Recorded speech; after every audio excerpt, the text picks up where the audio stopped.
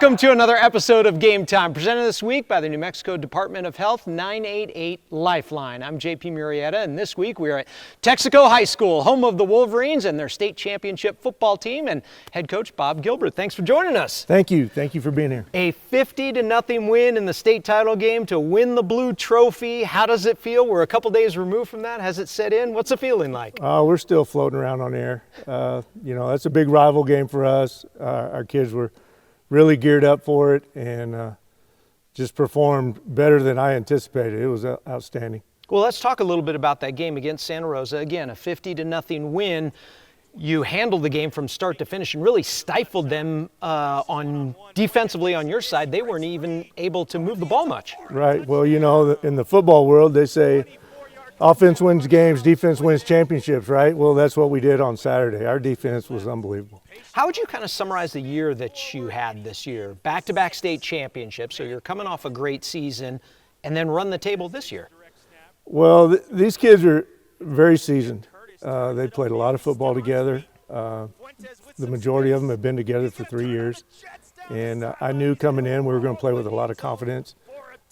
We had some young guys that stepped up and filled roles, and everybody did their job. And the thing about our program is it served each other first.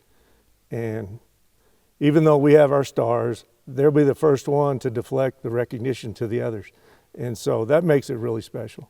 We're sitting in a beautiful gym surrounded with other state championship photos. Where does this group sit in with the history of Texico football state championships? Well, I know in the past there had been some really dominant teams in the early 2000s. So I wasn't here during that time, so I can't really speak for those teams. But I would say this group took what we did last year and grew. And I would say at the end of the year we were better than we were last year. To take nothing away from the team we had last year, fantastic team. But this team just could dominate on defense, and just the moment was never too big for them, and could rise to the occasion when they had to. Well, let's talk about some of these special individuals. Who do you have coming back? Because you don't graduate too many seniors, so we might be sitting here doing this again next year. Well, let's hope so. Of course, we'll start with our quarterback, Bennett Wallen. Did a fantastic job of just operating this year and managing the offense.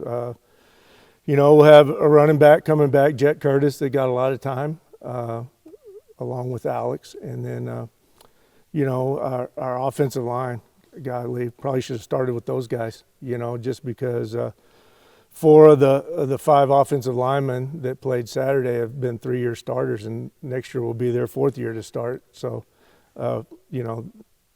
any football coach will tell you, if you got a good offensive line, you're going to have a chance. So.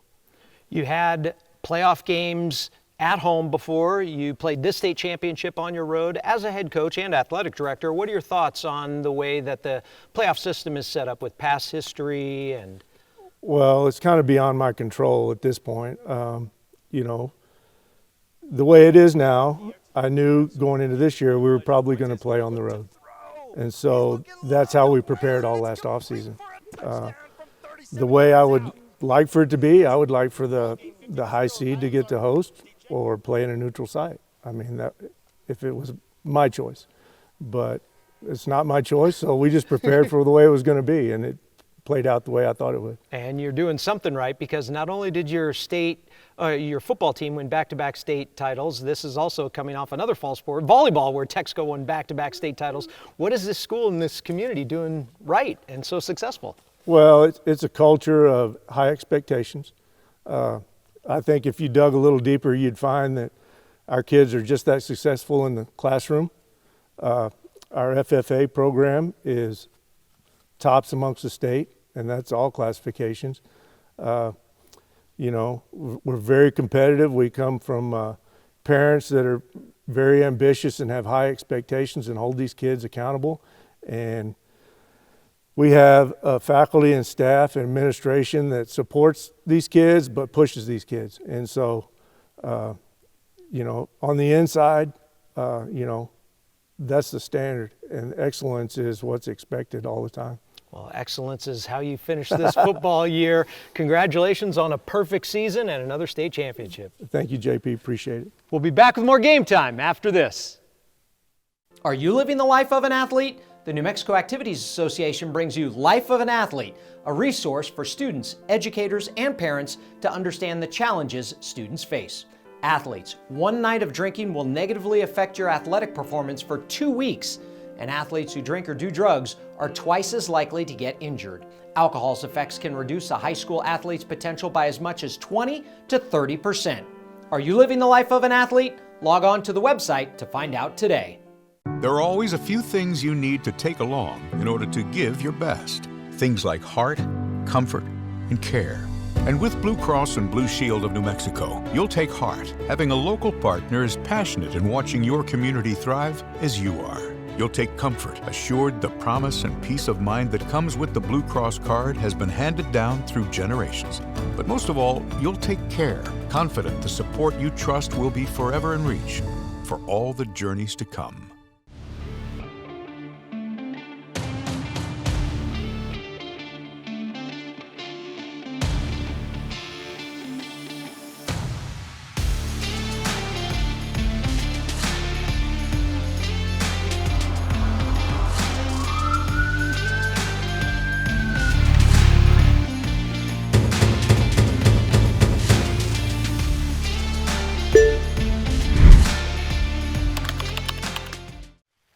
Hi, I'm Avery McElvain, and I'm a Texico cheerleader, and welcome back to Game Time. Welcome back to Game Time, presented this week by the New Mexico Department of Health 988 Lifeline. Texico wasn't the only school to win a state title last weekend. Let's take a look back at who lifted the blue trophy on Championship Saturday. For the third year in a row, the 6A final was a matchup between Cleveland and La Cueva.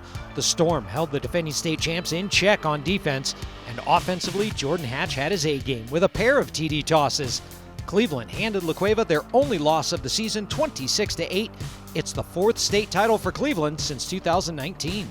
You know, going into the season, it's the one we weren't supposed to have. You know, we knew we had an uphill battle all year, and I'm going to remember these seniors for their, the way they came together, and this group of football players was, super fun to be around and awesome here. The Class 5A final was a rematch of last year's title tilt between Roswell and defending state champ Artesia. Roswell scored less than 2 minutes into the game and never looked back. Jacob Palomino broke loose for a 62-yard score, and the Coyotes never trailed. Roswell capped off the season with a 41-22 win. It's their third state title since 2018. The 4A final was St. Pius and Bloomfield up in the Four Corners. This was a close one through 2 quarters. The Sartans jumped out to an early lead, and the two teams exchanged score for score as they were tied 22-all at halftime. Then Bloomfield put up 26 unanswered points in the third quarter to break the game open. Quarterback Blake Spencer rushed for 3 scores and threw another as Bloomfield takes the title 62-28. It's their second blue trophy in the last 3 years. It's surreal right now. It's just surreal. I mean, this is the best group we've had here, and I hope there's many more, but for today, it's these kids and these coaches and this athletic administration. It's everything. I'm just a small cog in the wheel. I'll take it. I mean, this is a great year. I mean, no team ever in San Juan County has gone undefeated. I mean, state champs at the end of the year, too. I mean, everyone in Bloomfield, everyone around us, Albuquerque, everyone doubted us, but we did it. We did it this year. Stayed undefeated. No one in San Juan County has ever done that. The 3A state championship game came down to a pair of undefeated teams in Dexter and defending state champion St. Michael's in the closest game on Championship Saturday.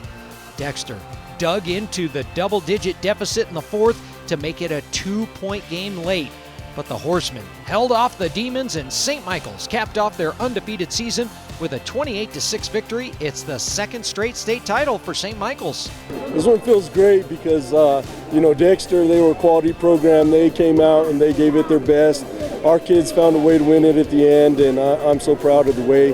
When they were facing adversity, they stepped up to the challenge and they made the plays that they needed to. We hadn't been in a game that close all season long, so for our guys to face that adversity and just come through, it felt great. Undefeated season, these kids deserved it. They've worked so hard in the weight room off season, and to get to this point, I'm so proud of them. Alex Fuentes from Texico High School, and we'll be back with more Game Time after this.